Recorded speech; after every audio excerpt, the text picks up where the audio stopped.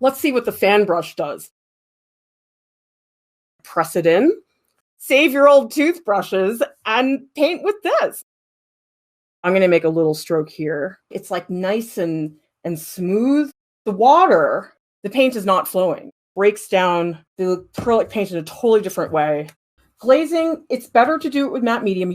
I recommend it over water. You make it very, very thin. It's very clear-cut layers. Sponges change the thickness of the paint. Any sponge is game. Dip this in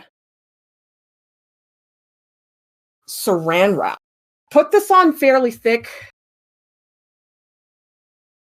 These little bits of wrinkles. The piece that you just printed with, press this down. It really looks like a thumbprint. Bubble wrap.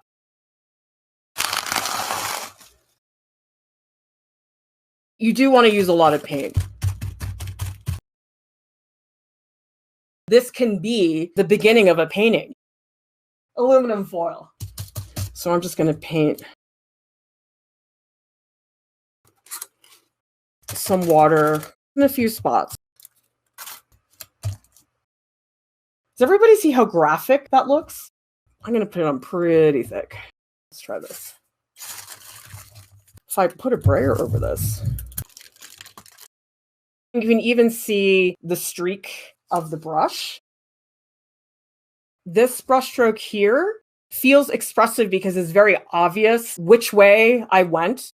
Pantyhose. It looks a lot like a sponge. Dip it in water, slosh it around. Q-tips! The up and down dabbing. Physical pressure is very important. Go in with a wet Q-tip, make it bleed a little bit more. Adjust one that's already there.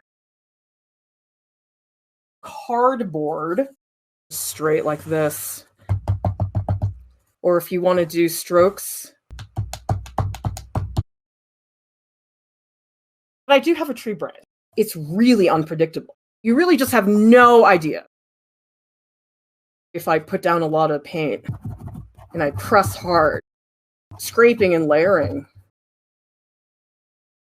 it's really fun to really use pressure. Take your brush and then you go in and you scratch away. You could also do something like this, where there's so much scratching. You do want your paint fairly thick. This is way more subtle, where you could go up and down. I'm going to put actually like a glaze, dab it. It's a little bit wet. Straight paint like this. Do a quick wipe, little matte medium. I'm just using the back of the brush. Popsicle sticks.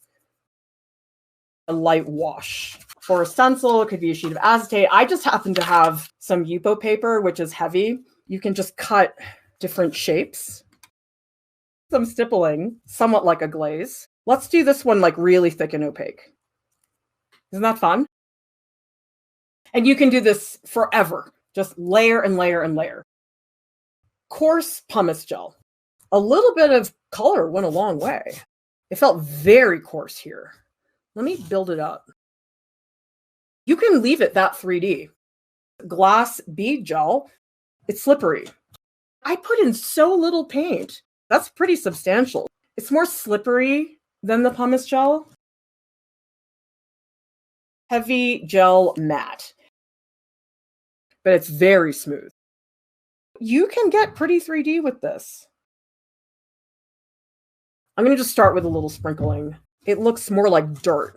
And it does darken the color, because the more coffee grounds that are in here, the darker the color seems to be getting. Pastry decorating bags. These are disposable. Push it down. I do think it's better to cut it too small than too big at first.